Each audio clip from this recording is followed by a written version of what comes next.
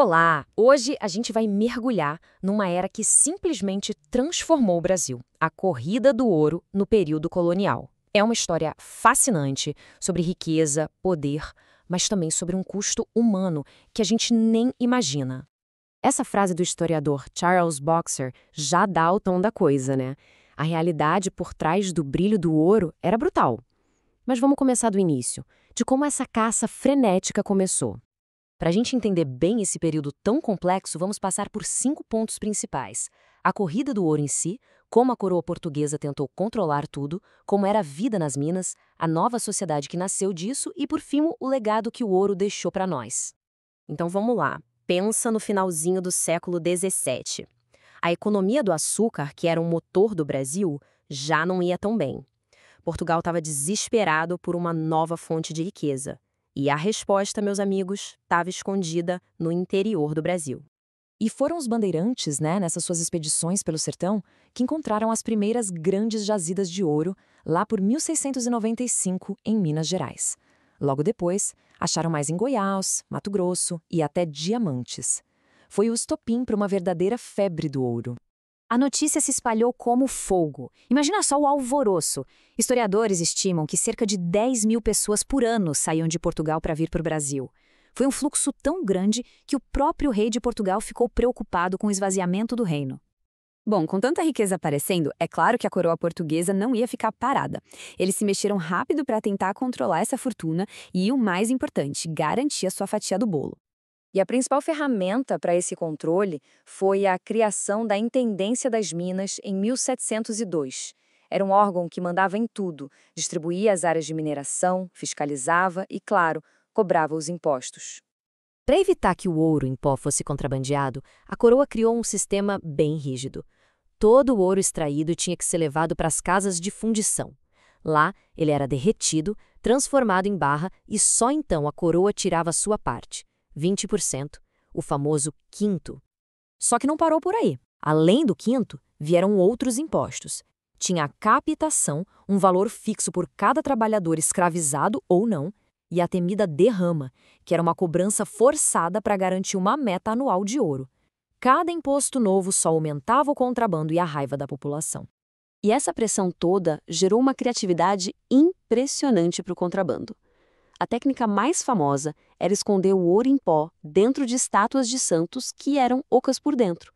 Daí que vem a expressão que a gente usa até hoje, santo do pau oco. Agora, a gente precisa falar da parte mais dura dessa história. Toda essa riqueza, todo esse ouro que ia para a Europa, ele foi extraído com um custo humano absurdo, um custo pago principalmente pelos africanos escravizados. O trabalho era desumano. As pessoas passavam horas dentro da água gelada, em túneis escuros e perigosos. Estavam expostas a todo tipo de doença, como malária e pneumonia, sem falar no risco constante de desabamentos. 7 anos. Esse número é chocante.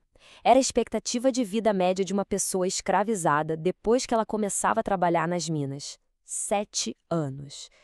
É difícil até de processar. Olha, a vida nos engenhos de açúcar já era terrível, mas as condições nas minas eram consideradas ainda piores, ainda mais letais. A mortalidade era altíssima. A única e pequena brecha era a chance de conseguir esconder uma pepita para, quem sabe um dia, comprar a própria liberdade. E aqui entra uma das maiores ironias dessa história.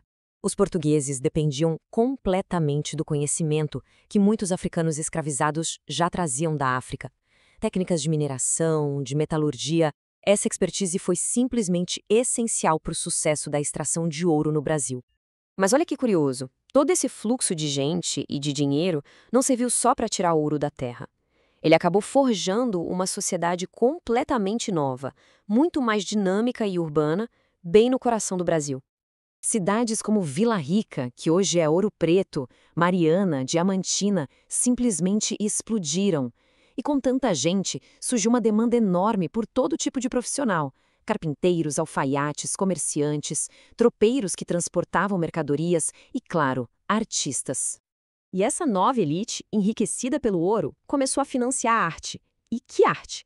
Foi aí que nasceu o Barroco Mineiro, um estilo único, que a gente vê principalmente nas igrejas espetaculares da região. E nesse cenário surgiram dois gênios, dois mestres que definiram esse movimento. Aleijadinho, com suas esculturas impressionantes em pedra-sabão, e mestre Ataíde, com suas pinturas de teto que emocionam até hoje. A febre do ouro, como tudo, uma hora acabou. Mas o impacto que ela teve, esse remodelou o Brasil para sempre. E as consequências a gente sente até hoje. Basicamente, o ciclo do ouro mudou o centro de gravidade do Brasil. O eixo econômico e político saiu do Nordeste açucareiro e veio para o Sudeste. Foi nessa época, em 1763, que a capital da colônia foi transferida de Salvador para o Rio de Janeiro, justamente para ficar mais perto das minas. E essa história toda de extração intensa de recursos faz a gente se perguntar, né? Quais são os efeitos disso que duram por séculos? É impossível não traçar um paralelo. O modelo de extração daquela época, que gerou muita riqueza para poucos, à custa da destruição ambiental e da desigualdade, infelizmente, ecoa até hoje.